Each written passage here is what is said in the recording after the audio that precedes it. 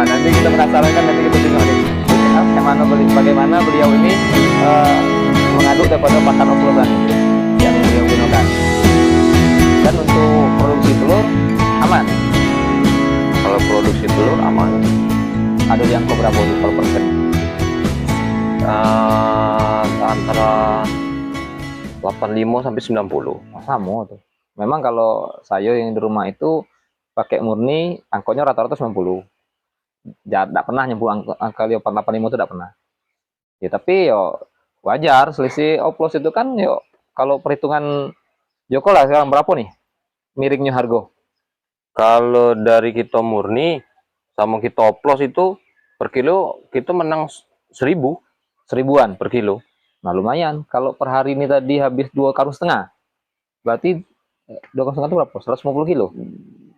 150, iya. 150 kilo. Berarti 150.000 per hari hematnya. 150.000, iya 150.000. Ya telok ketemu di angkot 90 sama kan, selisih dikit.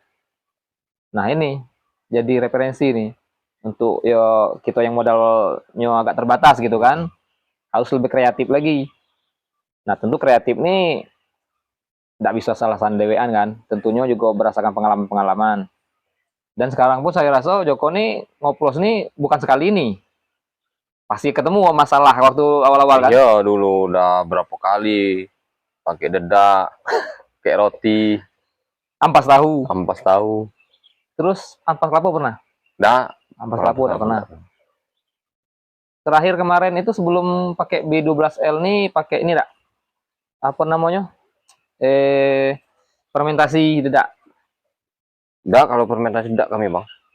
Berarti Pak atau yang pakai Iya, dulu fermentasi? pakai dedak tuh lah cuman jadinya. Udah fermentasi dak. Enggak. Itu hitung-hitungannya pakai ilmu dewek lah tuh, hitung protein, serat segala macamnya. Ada, enggak, Bang. Ada, memang ada. Aplikasinya. Iya, ada kali-kalian proteinnya kan. Tuh hati-hati kawan-kawan yang mau ngoplos. Kebutuhan puyuh ini bukan sekedar protein, ya kan? Pasti banyak lagi kebutuhan lainnya. Salah-salah kita oplos, nah itu tadi bikin rugi ya. Rugi, Nah, ngedrop telur. telur ngedrop, ujung-ujung puyuh stres, ya ada kematian juga biasanya tuh ujung-ujungnya kan. Pasti. Nah kalau selama nih di kandang nih, hama yang paling banyak di sini apa? Kalau di sini tikus, Bang. Tikus. Cuman Kalau tikus. biawak enggak? Enggak, kalau biawak enggak bisa masuk. Oh karena ini ya, Tikus. tutupnya lumayan rapat juga ya. Iya. Kalau tikus ini payah kita nutupnya. Dia masuk dari selo-selo lubang angin tuh lewat. Iya. Nah ini bahaya juga nih. Emang kalau ini enggak lah, Bang. Oh, ini kan lubang angin kan. Oh ini ditutup sampai ke atas. Tutup habis ya. Nah ini kalau kawan-kawan yang tinggal di wilayah perkotaan, tikusnya beda sama tikus kami yang tinggal di wilayah perkampungan. Tikus di kota ini, kucing pun takut dengan tikus itu Kucing dibuatnya. pun takut. Ada juga yang kucing itu makan puyuhnya kan? Sampai ya bukan telur yang makan puyuhnya pun dimakan. Nah Puyuh ini kan dimakan. jadi masalah. Nah jadi kawan-kawan, banyak perbincangan kita di sini yang apa mengandung ilmu-ilmu beternak puyuh. Tentu ya ngomong santai biar tidak kaku ngomongnya. Kalau kami pakai sketnya atau pakai apa namanya terstrukturnya itu tuh, nah nanti kita ngomongnya kaku. Jadi kita buat ngomongnya mengalir. Jadi kawan-kawan simaklah baik-baik apa yang kami sampaikan di sini. Banyak ilmu yang dapat kawan-kawan serap nanti. Atau nih kalau mau belajar langsung, boleh langsung ke kandang. Boleh kan untuk belajar langsung sini? Boleh, boleh, Bang. Boleh tidak langsung kan bentuk kandangnya, ternaknya kayak mana. Nah, lokasi kami di sini rumah Bang Joko ini di Lorong Papa Beri 2, Kebun Kopi, Kelurahan Teho, Kecamatan Jambi Selatan. Nah, dekat sinilah nih. Jambi ini kan enggak luas saya bilang. Paling jauh kalau dari Simpang Rimbu ke sini tidak nyampe setengah jam lah saya bilang. Iya, setengah jam. Setengah jam tempuh sampai ke sini. Tak apa-apa, belajar langsung dari peternak berpengalaman. Kalau kami di Jambi ini, ya insya Allah tuh enggak ada lah yang pelit ilmu. Ya karena sama lah mungkin pemikiran kita. Ilmu sama, praktek sama, teori sama, jiwanya tidak sama, tidak jadi ternak. Iya. Tidak. Karena beternak puyuh ini penjiwaan kalau saya bilang. Nah kita lanjut lagi nih Bang Joko nih. Kemarin waktu di awal-awal tuh masih kerja kan statusnya kan? Masih, Bang. Waktu itu sering berangkat jauh-jauh kan? Yo, berangkat kadang seminggu baru balik. Waktu itu kalau nggak salah puyuh itu sudah hampir 2000-an enggak? Yang masih masih berangkat tuh. Iya, masih 2000-an tuh, Bang. Jadi siapa yang bersihin kandang? Itu sebelum kita berangkat, kita Bersihkan. siapin semuanya dulu. Pakannya, kandang dibuang kotoran dulu. Kalau seminggu kan masih terjangkau, Bang. Jadi seminggu balik itu baru bersihin kandang lagi. Ya, Nggak baru ada pakai bersih kandang. asisten juga enggak? Dah, Kalau makan minum oke lah kita minta iya, tolong orang rumah bisa nih kan. Kalau untuk bersihin kandang ini kan kasihan kalau orang rumah bersih. iya, Nah, ini kawan-kawan, ditinggal seminggu pun sebenarnya aman-aman. Nah, tapi tadi harus sudah tahu ilmunya juga kan. Kalau kita baru-baru pemula, tiba-tiba kita biarin seminggu, habis puyuh tuh nanti ujung-ujungnya. iya. Ya mak ngomong matonya bengkak-bengkak nanti kan. Nah, itu kalau kita udah tahu ilmunya. Kemudian nih, kalau kemarin waktu ditinggal seminggu itu telurnya Kalau terus nggak ada masalah nggak ada sih. masalah. Istri rumah panen telurnya, Iya, nanti ada nyebut. ada nyebut. Nah, itu pula enak tinggal dekat kota nih. Kalau kami jauh di dusun nih, kalau tidak kita ngantar tidak bisa. Iya. Nah, kasihan juga orang tuh jemput kan jauh-jauh. Nah, terus nih sekarang masih tidak berangkat-berangkat nih. Kalau sekarang mungkin fokus ke puyuh dulu, Bang. Terakhir berangkat kapan? Sebelum puasa Oh, sebelum masa masih berangkat. masih Berarti ini buat kandang nih masih berangkat begitu. Proses pembuatan kandang nih. berangkat sih masih, Bang. Masih. Cuman nggak ada seringan, jarang lah. Sebulan mana sekali kemarin. Ini ya pensiunan rencananya. Mungkin puyuh dulu lah. Nah, fokus lah di Fokus puyuh dulu. ya. Ini lah lumayan nih kalau kita hitung-hitung kalkulasi pendapatan beliau nih ya sudah luar biasa nih untuk masih muda beliau nih. Ada 30 lewat tak? Belum. Tiga limuan. 35. 36. Sedikit lah sama saya. Saya 37. Nah, ini masih muda nih. Kalau hitungan saya tuh untuk stabil ekonomi nih kita sebelum 40 tahun tuh lah. Kalau sebelum 40 tahun tuh ekonomi kita sudah stabil, nah insya Allah ke depannya agak tenang lah hidup bahasanya kan. Kita di masa tua tuh sudah bisa nikmati hasilnya. Enaknya buat ternak puyuh nih, panen telurnya anak bisa bantu. Iya. Nyusun telurnya di teri, anak bisa bantu. Tidak pula makan waktu nih. Nah, kalau bersihin kandang nih, sebanyak ini berapa jam?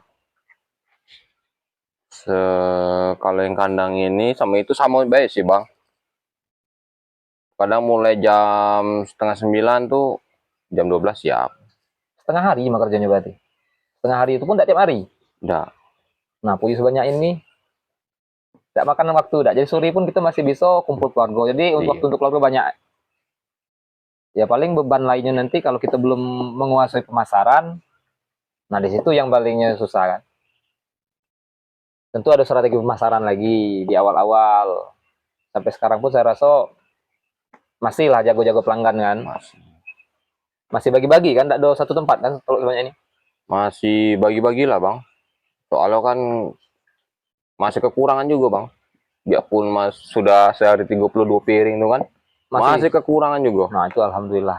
Itu enaknya kita di Jambi. Itu saya bilang tadi karena kita hasil kita dari edukasi juga kan. Kualitas, kita adu kualitas kan. Iya. Memang harga mungkin kita lebih tinggi dari telur luar, tapi adu kualitas. Lama-kelamaan pelanggan tahu dewek lah, nah, ini kualitas Iya. telur nih. Yo kita tidak bilang telur luar tuh buruk atau jelek semacam enggak. Ya, biarlah pelanggan nilaikan dewek. Iya. Nah, silakan lah. Ini harga telur kami cuma segini mampunya nih. Soalnya yo kita tidak nyari untung juga ternak nih. Bukan sekedar nak nyari apa bantu-bantu orang baik kan. Ini harga masuk kami harga pakan sekian, capek kami sekian, ini harga jual kita. Mau ambil silahkan. Ya kayak gitu kan di awal-awal kan. Iya. Memang ada saatnya kita tuh ikut juga turun.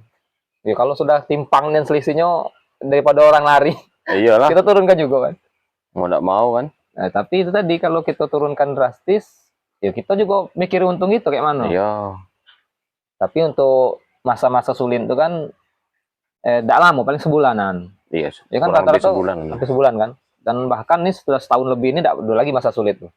Kalau sekarang udah aman sih. Sudah aman nian kalau saya bilang. Maka saya pun kalau punya target tuh yo bisa 10.000. Yo bertahap lah. Mungkin dalam setahun atau 2 tahun ke depan baru bisa tercapai. Mimpi bah dulu kan. Iya, enggak apa-apa. Niatkan dulu. Niat dulu yang penting. Nah, jadi kawan-kawan sekalian pun yang mau belajar beternak puyuh, kami welcome di sini. Bukan kami takut dengan kompetitor, kami tidak takut dengan kompetitor sekarang. Asal gini tadi, kawan-kawan yang belajar juga niatnya memang bagus. Saling jago juga gitu nanti. Jangan kawan yang pemula ini tiba mulai besar diopul banding harga, atau kan tidak cocok gawinya. Kita saling hargai lah untuk di Jambi ini, yo kita harus saling bantu. Yo harga pasarannya sudah ada ketetapan lah boleh dibilang. Memang ada selisih nih, ada yang selisih 1.000, ada selisih 2.000, tidak masalah. Tapi kan yo minimal, harga minimal tuh ada. Kalau kita di Jambi kan, apalagi kita tergabung di grup kan. Di Pasti grup. kan kawan nanya nih, harga berapa sekarang, harga berapa sekarang kan.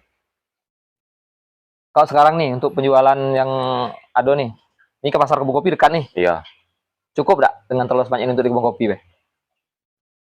masih kurang sih, Bang. Nah, itu dia, Beh. Di kebun kopi Beh kurang, belum nih. Drama Bolong dekat juga nih pasar. Iya, Nggak sanggup juga ngisinya. belum sanggup ngisi. Nah, itu tadi. Tapi mudah-mudahan lah warga sini nanti tertarik lah nengok perkembangan nih.